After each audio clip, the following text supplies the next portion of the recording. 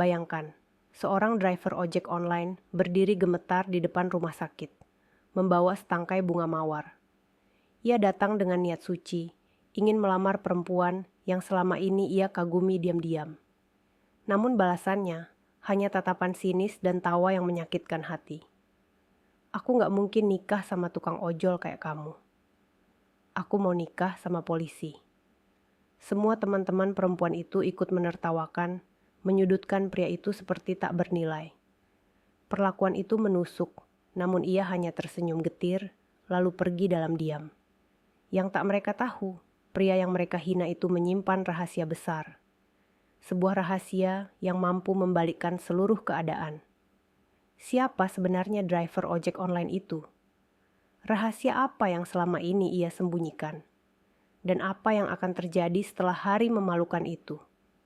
Namun, sebelum kita mulai ceritanya, tulis di kolom komentar dari kota mana kalian menonton video ini. Dan jangan lupa untuk terus dukung kami dengan cara like dan subscribe channel Hikmah Berawan, agar kami selalu semangat dalam berbagi cerita menarik lainnya. Mari kita mulai ceritanya. Sore itu langit kota Samarinda tampak redup. Matahari tergantung di ujung gedung Rumah Sakit Citra Mandiri, menyinari pelataran parkir yang mulai lengang. Seorang pria kurus dengan jaket ojek online yang sudah kusam berdiri canggung di bawah pohon trembesi. Di tangannya, seikat bunga mawar merah bergetar pelan, ikut gugup bersama pemiliknya. Namanya Rangga, usia 27. Tiap hari mengangkut penumpang dan pesanan makanan demi menutup uang kos dan makan sehari-hari. Namun hari itu berbeda, ia tidak mengantar penumpang. Ia datang untuk menyampaikan perasaannya pada seseorang yang sejak lama diam-diam ia kagumi. Dari pintu rumah sakit, muncullah Dinda. Seorang perawat cantik berwajah cerah dengan senyum yang sering membingungkan hati Rangga. Rambutnya rapi disanggul. Seragam putihnya kontras dengan kulit kuning langsat yang halus. Dinda tak sendirian.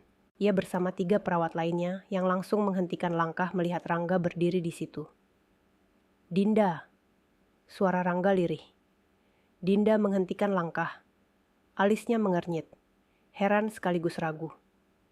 "Iya, kamu siapa ya?" Rangga maju 1 langkah, menyerahkan bunga yang digenggamnya. "Aku Rangga, driver ojol yang sering antar pasien malam-malam itu. Selama ini aku nyimpan rasa sama kamu.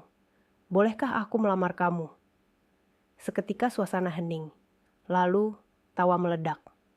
Salah satu teman Dinda menutup mulutnya sambil menahan tawa. Tapi gagal.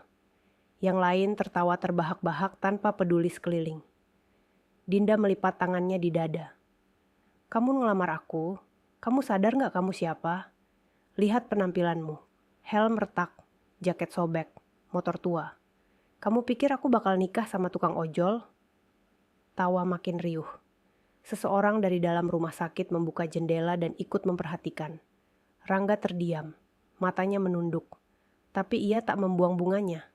Ia menatap Dinda. Lalu berkata pelan, "Aku cuma ingin menyampaikan niat baikku. Bukan niat main-main." "Dengar ya," potong Dinda tajam. "Sebentar lagi aku bakal tunangan sama polisi. Dan dia jauh lebih pantas buat aku.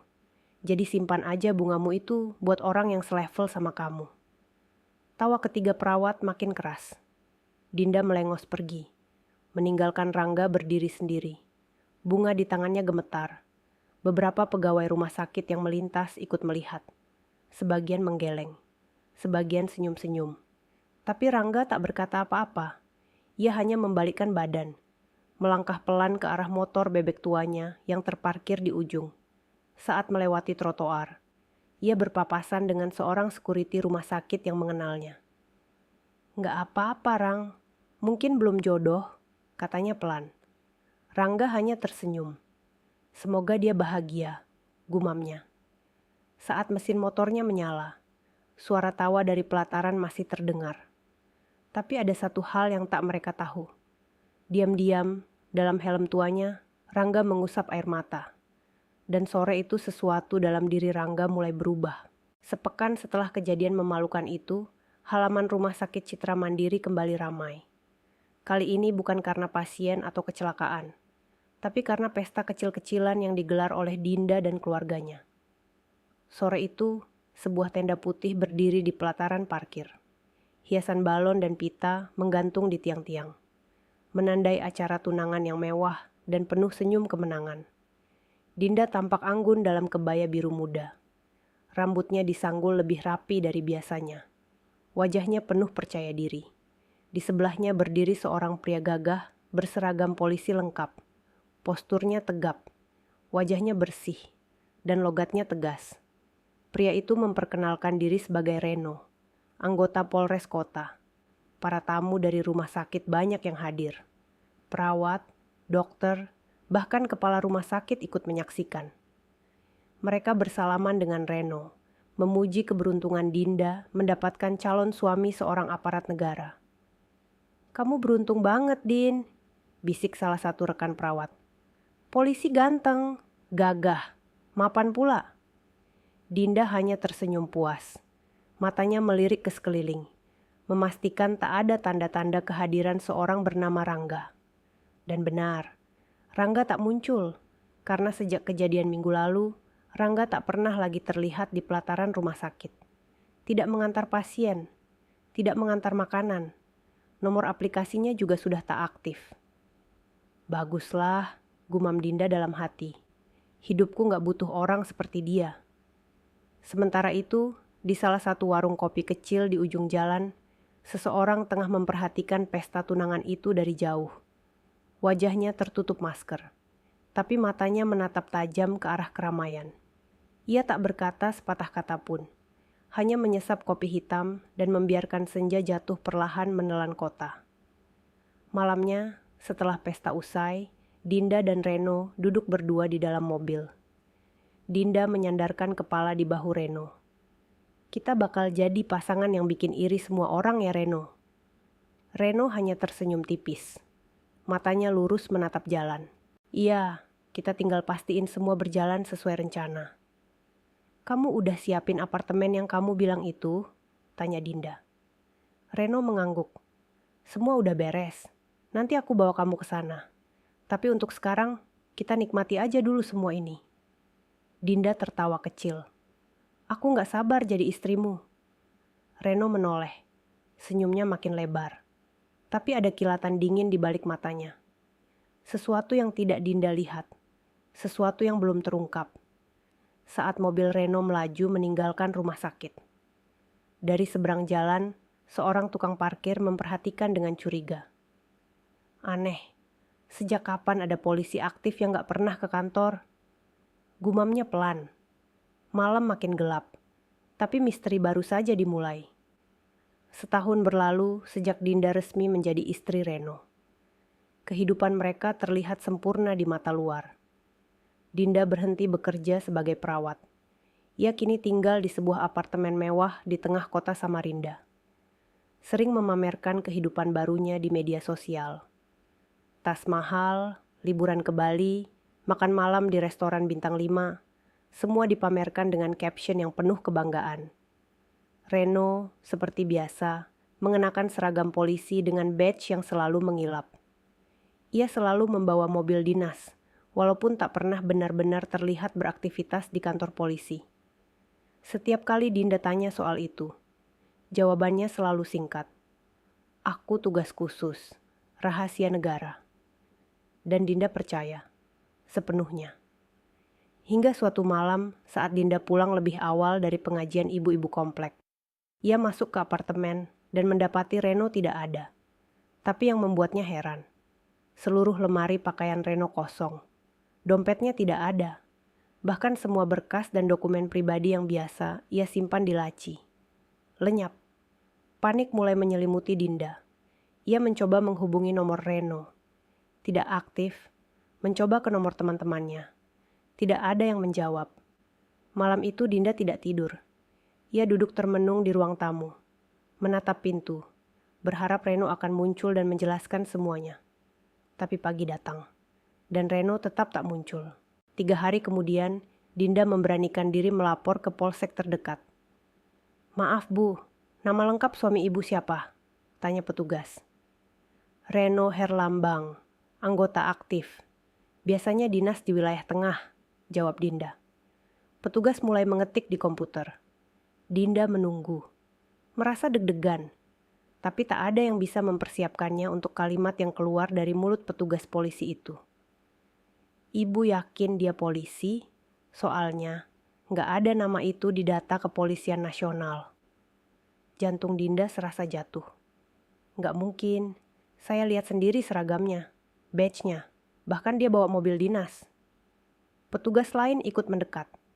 Salah satunya mengangkat alis dan bertanya, "Ibu punya foto suami ibu pakai seragam?" Dinda buru-buru membuka galeri ponselnya, menunjukkan satu foto Reno berseragam. Namun begitu petugas memperbesar gambar itu, ekspresinya berubah. "Bu, ini bukan seragam asli. Badge ini palsu. Yang ibu lihat selama ini bukan polisi. Dia cuma menyamar." Udara di ruangan itu seperti membeku. Dinda gemetar. Seluruh dunia yang selama ini ia bangun ambruk dalam satu kalimat. Ia berusaha berdiri, tapi lututnya lemas. Petugas menahan tubuhnya agar tak jatuh. "Ibu harus tenang. Banyak kasus seperti ini. Orang berpura-pura jadi aparat untuk tipu orang lain." Mata Dinda mulai basah. Uang saya, tabungan saya, semua emas saya dibawa dia. Petugas hanya bisa menggeleng. Kalau dia benar-benar menghilang, kita akan cari. Tapi untuk sekarang, ibu harus siap. Dinda pulang ke apartemen yang terasa seperti kuburan. Semua hiasan dan kemewahan kini tampak seperti sindiran ke wajahnya sendiri. Ia duduk di lantai, menangis, menyadari semuanya telah hilang. Dan di tengah rasa putus asa itu, televisi menyala sendiri. Suara pembawa acara terdengar dari layar. Dalam berita bisnis hari ini, perusahaan tambang batu bara terbesar di Kalimantan, Petir Ranggajaya Energi, telah menarik perhatian investor asing. Berikut penampilan direktur utamanya, Rangga Saputra. Wajah pria itu muncul di layar. Saat nama itu disebut, Dinda sontak mengangkat kepala. Wajahnya memucat. Matanya terpaku pada layar televisi yang menampilkan sosok pria muda dengan jas hitam sederhana. Berdiri anggun di atas podium, dikelilingi pejabat dan pengusaha tambang luar negeri. Rambutnya rapi disisir ke samping. Tatapannya tenang namun tegas. Rangga Saputra. Suara pembawa berita terus berbicara. Putra tunggal almarhum Haji Ma'ruf, pemilik 3 tambang batu bara terbesar di Kalimantan Timur. Hari ini resmi mengambil alih operasional tambang dan mengumumkan ekspansi ke luar negeri. Dinda terdiam. Tubuhnya seperti kehilangan tenaga. Jantungnya berdegup tak beraturan. "Gak mungkin itu dia," bisiknya sendiri. Ia mendekat ke layar, hampir menyentuh wajah pria itu. Memang benar, tak ada keraguan lagi. Itu Rangga. Pria yang dulu datang membawa bunga dan dihina habis-habisan olehnya di depan semua orang. Dulu ia mengenakan jaket ojol sobek, helm retak, dan sepatu bolong. Sekarang, ia mengenakan jam tangan mewah. Berbicara di hadapan ratusan orang penting dan disebut sebagai pemilik tambang batu bara, bernilai triliunan rupiah. Dinda tersandar di dinding. Napasnya tersengal. Dia bukan tukang ojol, dia anak pemilik tambang. Air matanya mengalir lagi, tapi kali ini bukan karena sedih, melainkan campuran penyesalan, malu, dan luka yang ia tanam sendiri. Ia berlari ke laptop, membuka internet, mengetik, Rangga Saputra, tambang batu bara. Puluhan artikel muncul, semuanya tentang kesuksesan Rangga. Beberapa artikel menyebut bahwa ia memang sempat menyamar jadi pekerja lapangan, dan bahkan sempat menjadi driver ojol demi memahami hidup rakyat kecil secara langsung. Salah satu artikel menampilkan kutipan wawancara. "Saya pernah dihina, ditertawakan, dianggap tak punya masa depan. Tapi justru dari pengalaman itu saya belajar. Mana manusia yang tulus dan mana yang hanya menghormati kemewahan." Mata Dinda membesar. Ia membaca kalimat itu berulang-ulang, seakan kata-kata itu ditujukan langsung kepadanya. Malam itu, Dinda tak bisa tidur. Pikirannya dipenuhi oleh dua wajah. Reno, sang polisi palsu yang merampas segalanya. Dan Rangga, pria yang dulu datang dengan niat baik, tapi ia campakkan hanya karena jaket usangnya. Esoknya, Dinda berdiri di depan gedung utama kantor petir Rangga Jaya Energi. Wajahnya tampak lelah, bibirnya pucat, tapi semangatnya hanya satu, bertemu dengan pria itu, dan meminta maaf. Namun satpam di depan menghalanginya. Maaf ibu, Pak Rangga hanya bisa ditemui jika ada jadwal. Tolong, saya dulu pernah menyakiti dia. Saya cuma mau bicara. Sekali saja, ucap Dinda dengan suara bergetar. Satpam itu menatapnya sebentar, lalu menjawab datar. Bu Dinda ya, beliau sudah tahu ibu akan datang, dan beliau sudah tinggalkan pesan. Pesan apa? Beliau bilang, tidak semua luka bisa ditambal dengan kata maaf. Dinda terdiam, matanya membasah, langkahnya gemetar. Dan untuk kedua kalinya, ia harus berjalan pulang dengan hati yang lebih hancur dari setahun lalu. Namun ia belum menyerah, karena di lubuk hatinya masih ada secercah harapan bahwa semua ini belum benar-benar berakhir. 2 hari setelah ditolak masuk ke kantor petir Rangga Jaya Energi, Dinda terduduk di kamar kontrakannya yang jauh lebih sempit dari apartemen lama. Ia sudah menjual sebagian besar perhiasan dan barang mewah yang dulu dibelikan Reno. Kini semuanya tinggal kenangan. Hidupnya kembali dari nol. Bahkan lebih buruk dari saat masih jadi perawat. Namun dalam sepinya malam, ia masih terus memandangi foto Rangga yang disimpannya dari internet. Foto itu diprint dan diselipkan di dalam dompet. Seperti harapan kecil yang belum mau mati. Pagi itu, entah dorongan dari mana.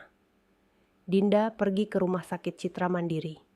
Rumah sakit tempat semuanya bermula. Tempat ia menertawakan seorang pria yang tulus.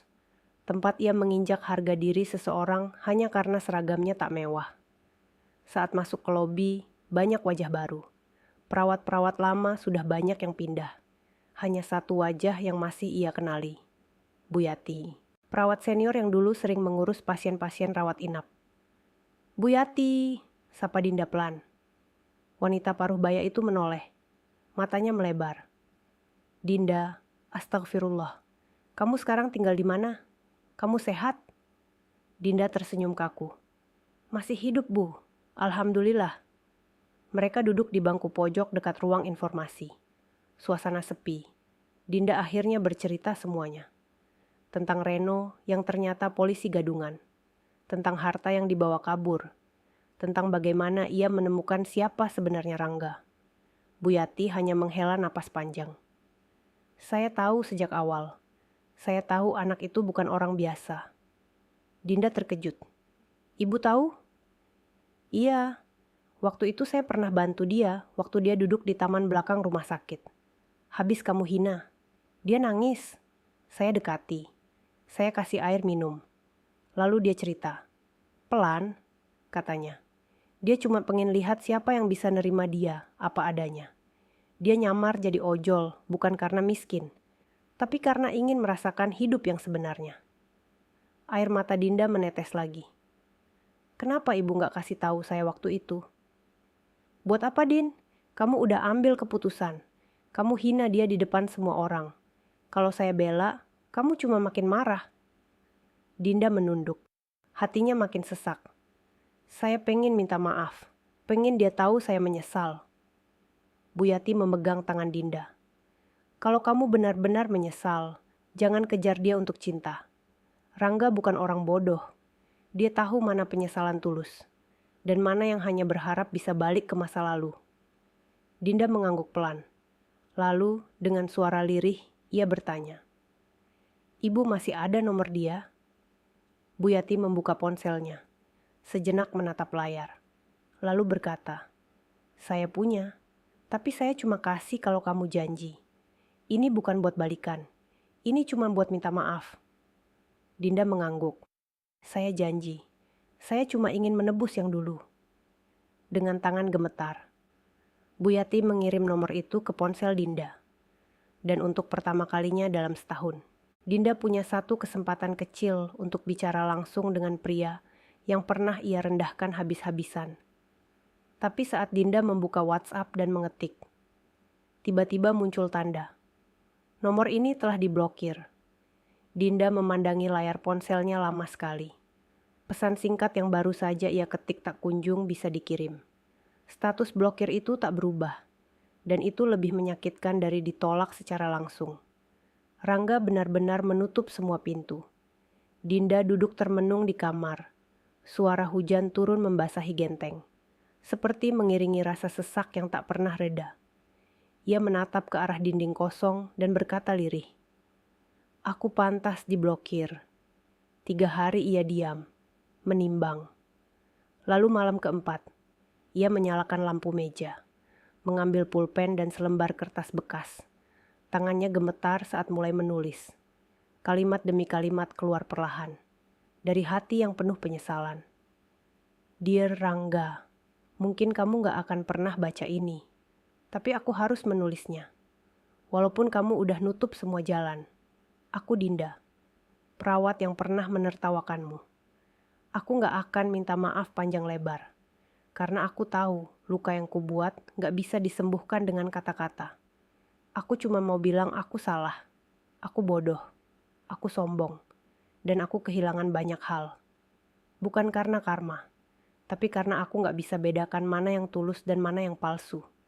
Kalau suatu hari kamu baca ini, tolong jangan balas. Aku cuma ingin kamu tahu bahwa aku sadar dan aku mendoakanmu. Dari jauh, Dinda." Ia melipat surat itu rapi. Lalu esok harinya, ia pergi ke kantor petir Rangga Jaya Energi lagi. Kali ini ia tidak berharap bertemu langsung. Ia hanya ingin menitipkan surat itu. Satpam yang sama berdiri di depan gerbang. "Ibu Dinda lagi. Saya cuma mau titip surat. Nggak minta ketemu. Saya udah cukup tahu diri." Satpam itu mengambil surat itu, menatapnya sejenak, lalu mengangguk. "Baik Bu, saya akan titipkan ke asisten beliau." Dinda mengangguk pelan, kemudian berbalik, dan pergi tanpa menoleh. Beberapa hari berlalu, dan jauh dari sana, di lantai 8 kantor megah berlapis kaca. Rangga duduk di balik meja besar kayu jati. Matanya menatap laptop, membahas grafik saham dan proyek baru. Lalu asistennya masuk dan berkata, "Pak, ada titipan surat dari seseorang bernama Dinda." Rangga terdiam. Tangannya berhenti di atas keyboard. Ia tak berkata sepatah kata pun. Hanya menatap surat putih yang diletakkan di atas mejanya. Asisten itu menunduk. "Kalau Bapak nggak berkenan, bisa saya buang." Rangga menjawab pelan, "Taruh aja di laci." Asisten itu mengangguk, menaruh surat di laci kiri meja, lalu keluar. Rangga tidak membuka surat itu. Ia hanya menatap keluar jendela. Samar-samar, hujan turun di balik kaca, dan meski tak ada yang tahu, di balik sorot matanya yang tenang, ada perasaan yang belum selesai. Pekan demi pekan berlalu. Surat itu tetap tersimpan rapi di laci kiri meja kerja Rangga. Belum dibuka, belum disentuh. Tapi entah kenapa, Rangga tidak pernah memerintahkan siapapun untuk membuangnya. Hingga suatu malam di sebuah ruangan rapat terbatas, Rangga memimpin pertemuan bersama para direksi dan relawan dari yayasan yang baru ia dirikan. Yayasan Sehat Mandiri, yang fokus membantu biaya pengobatan untuk pasien tidak mampu. "Kita akan mulai program amal pertama di Samarinda. Saya mau lokasi utama kita, Rumah Sakit Citra Mandiri." Semua peserta rapat mencatat. Salah satu menyela bertanya, "Kenapa rumah sakit itu, Pak? Bukannya kita lebih banyak relasi di rumah sakit kota besar?" Rangga tersenyum tipis. "Karena saya punya kenangan di sana, dan ada sesuatu yang ingin saya perbaiki." Malam itu juga, nama Dinda kembali disebut oleh orang yang selama ini ia sakiti. 2 minggu kemudian, Rumah Sakit Citra Mandiri gempar. Pengumuman besar ditempel di pintu depan dan disebar lewat media sosial. Peresmian program amal Yayasan Sehat Mandiri oleh Direktur Utama Petir Rangga Jaya Energi, Pak Rangga Saputra. Akan digelar di halaman Rumah Sakit Citra Mandiri. Terbuka untuk umum. Akan ada beasiswa dan bantuan tunai untuk tenaga medis terpilih. Semua orang heboh. Apalagi ketika diumumkan bahwa salah satu nama yang akan dipanggil ke atas panggung untuk menerima penghargaan khusus adalah Dinda Maharani, mantan perawat rumah sakit tersebut. Ketika nama itu terdengar, para pegawai lama saling melirik. Bukannya itu yang dulu hina-hinain Rangga waktu masih jadi ojol? Iya, yang tunangan sama polisi gadungan itu. Dinda sendiri terdiam. Ia mendapat undangan resmi melalui pos. Amplop putih elegan dengan cap emas. Surat itu mengundangnya sebagai tamu kehormatan dan menyebut namanya dengan penuh hormat. Sore menjelang acara, Dinda berdiri di depan cermin, mengenakan baju terbaik yang ia punya. Wajahnya dipulah seadanya. Tak ada perhiasan, tak ada tas mahal. Hanya dirinya yang sekarang jauh lebih sederhana. Ia berjalan menuju rumah sakit dengan langkah gemetar. Sorot mata semua orang mengarah padanya. Sebagian mengenal, sebagian berbisik, sebagian hanya diam, menunggu apa yang akan terjadi. Di panggung utama, seorang pembawa acara memanggil satu nama. Kepada Ibu Dinda Maharani, kami persilakan naik ke atas panggung untuk menerima penghargaan langsung dari Bapak Rangga Saputra. Semua mata memandang ke arah panggung. Dan saat Dinda melangkah ke depan, pria itu muncul dari balik panggung, mengenakan kemeja putih bersih. Senyumnya tenang, tapi tidak lagi hangat. Dinda menatapnya. Matanya berkaca-kaca, tapi tidak menangis. Rangga menatap kembali. Ada jeda panjang. Semua hadirin diam. Dan kemudian Rangga menyerahkan satu kotak kecil berisi piagam. Untuk perjuangan yang tidak pernah dilihat orang, tapi tetap dilakukan dengan sepenuh hati. Suara Rangga tenang, tapi mata mereka berdua menyimpan terlalu banyak cerita. Dinda menerima piagam itu, namun saat hendak berkata sesuatu, Rangga sudah mengangkat mic dan mengalihkan pandangan ke penonton. Dan sekarang, kita lanjutkan ke agenda berikutnya. Dinda berdiri kaku di tengah panggung. Semua orang bertepuk tangan, tapi hanya dia yang tahu. Hatinya runtuh sekali lagi. Setelah acara usai, para tamu mulai meninggalkan halaman rumah sakit. Musik pelan mengiringi Ambil Sore Samarinda yang menggeser daun-daun kering. Beberapa orang masih berfoto di dekat panggung. Dinda duduk sendirian di bangku taman belakang. Piagam kecil yang tadi ia terima masih berada di pangkuannya. Ia memandangi nama yang tercetak di situ.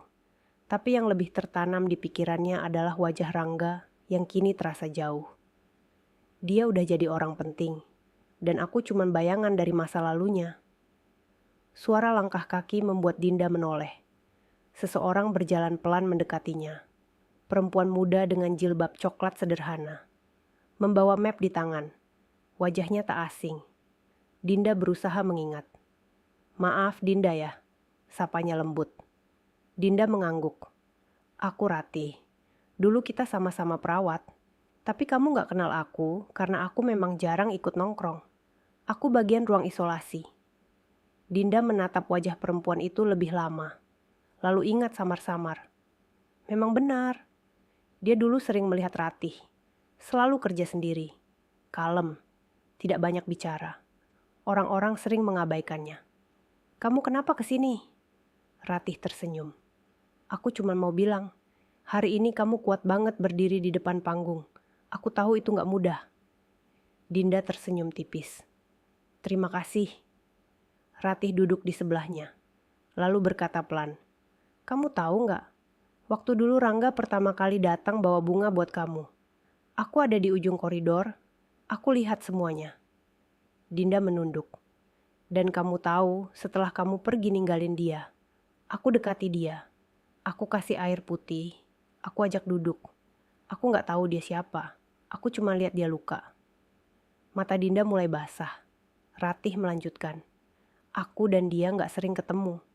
Tapi setelah dia tahu, aku kerja sambilan buat bantu biaya pengobatan adikku.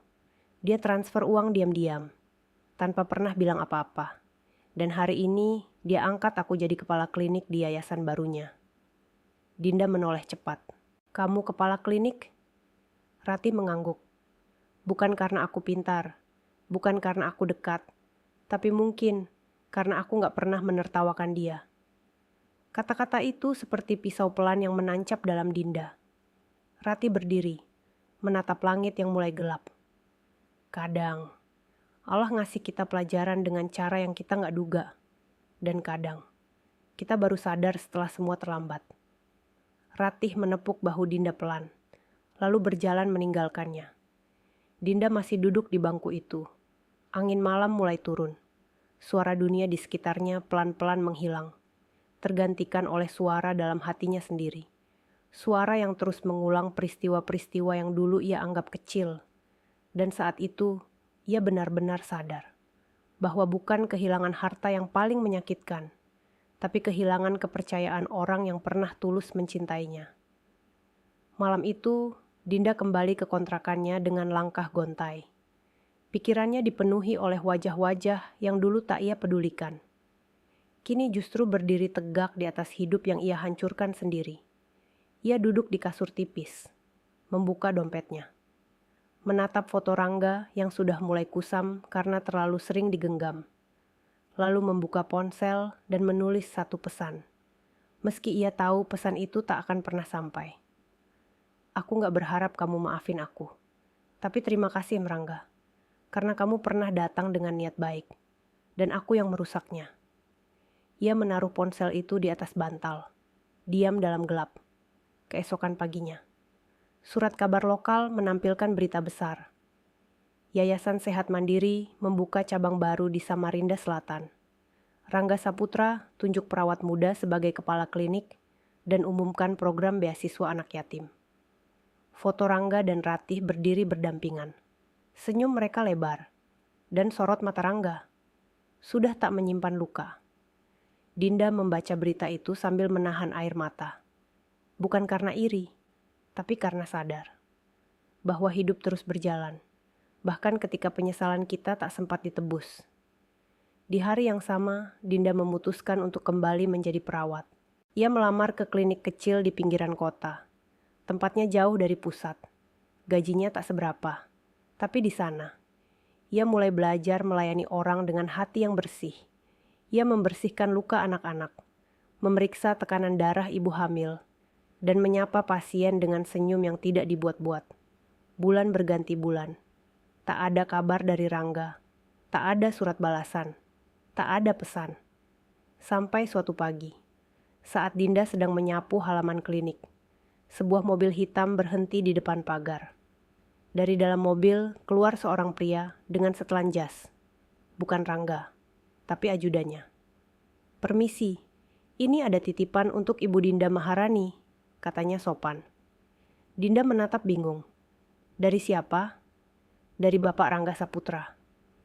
Ajudan itu menyerahkan amplop putih tebal, lalu pergi tanpa banyak bicara. Dinda membukanya pelan.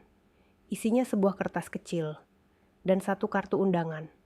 Ia membaca pelan. Terima kasih atas suratmu. Aku sudah membacanya. Terlambat untuk kembali, tapi tidak pernah terlambat untuk belajar memaafkan. Ini undangan. Kamu tidak wajib datang, tapi aku ingin kamu tahu, aku tidak pernah benar-benar membencimu. Rangga. Di bawahnya tercetak jelas. Undangan pernikahan Rangga Saputra dan Ratih Yuliana. Dinda terdiam lama sekali. Surat itu terjatuh ke pangkuannya. Angin menerpa wajahnya pelan, seperti ingin menghapus air matanya yang jatuh satu-satu. Ia tidak menangis, tidak juga marah. Ia hanya menatap langit Samarinda, yang terasa lebih terang dari biasanya. Dan hari itu, Dinda tahu bahwa hidup memberinya luka, tapi juga jalan untuk sembuh. 3 hari setelah menerima undangan itu, Dinda berdiri di depan cermin kecil di kamar kontrakannya. Ia mengenakan baju terbaik yang ia punya. Bukan untuk tampil menawan, tapi untuk menunjukkan bahwa ia ikhlas datang sebagai tamu biasa.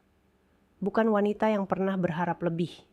Ia naik angkot menuju gedung pernikahan. Perjalanan panjang yang mengingatkan kembali pada tahun-tahun yang telah ia buang begitu saja, karena kesombongan dan kebodohan masa lalu. Gedung itu megah, dipenuhi bunga putih dan hiasan warna krem. Musik lembut mengalun dari pengeras suara. Para tamu berdatangan dengan pakaian indah dan senyum bahagia. Dinda masuk dengan langkah pelan. Tidak banyak yang mengenalnya, dan itu membuatnya sedikit lega. Di ujung ruangan, berdiri pengantin dengan senyum tenang.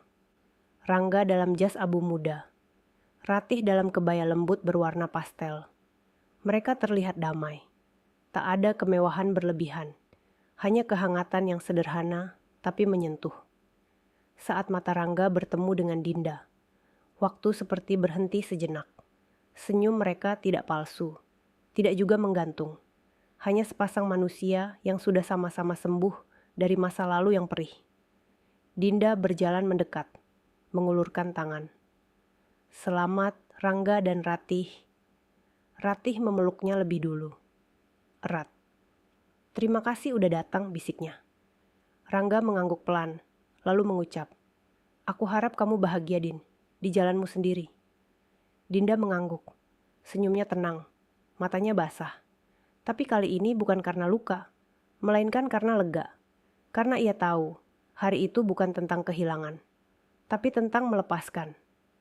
Setelah itu, Dinda tak lama di pesta. Ia pamit lebih dulu, menolak dengan halus saat salah satu tamu menawari ikut foto bersama pengantin. Di luar gedung, hujan rintik turun perlahan. Dinda berjalan kaki menyusuri trotoar. Angin membawa aroma tanah basah yang menyegarkan. Dan di bawah payung kecil, ia berkata pada dirinya sendiri, aku pernah salah, tapi aku gak akan salah selamanya. Sore itu, ia kembali ke klinik, mengganti baju, mengambil stetoskop, dan memeriksa pasien balita yang menunggu dari pagi. Di ruangan kecil itu, tak ada sorotan kamera, tak ada bunga atau tepuk tangan, tapi ada ketulusan. Dan sejak hari itu, setiap kali ia melihat pasien tertawa, setiap luka yang ia balut, Dinda tahu bahwa ia masih bisa jadi seorang yang berarti. Bukan untuk Rangga, bukan untuk masa lalu, tapi untuk dirinya sendiri. Dari kisah ini kita belajar bahwa jangan pernah menilai seseorang dari penampilannya, karena ketulusan, kesabaran, dan niat baik tidak selalu datang dalam balutan kemewahan. Kadang, yang kita hina hari ini, justru orang yang kelak menjadi pelindung atau penyelamat kita, dan yang kita banggakan hari ini, bisa jadi hanyalah topeng palsu yang menyimpan kehancuran. Cerita ini adalah fiktif, dibuat seolah-olah nyata untuk diambil hikmahnya. Nama, tempat, dan kejadian dalam video ini tidak benar-benar terjadi, hanya rekaan semata, dan tidak bertujuan untuk menyinggung pihak manapun. Terima kasih sudah menonton hingga akhir. Jika kamu menyukai ceritanya, jangan lupa untuk like, tulis pendapatmu di kolom komentar, dan subscribe agar tidak ketinggalan kisah penuh hikmah lainnya. Wassalamualaikum warahmatullahi wabarakatuh.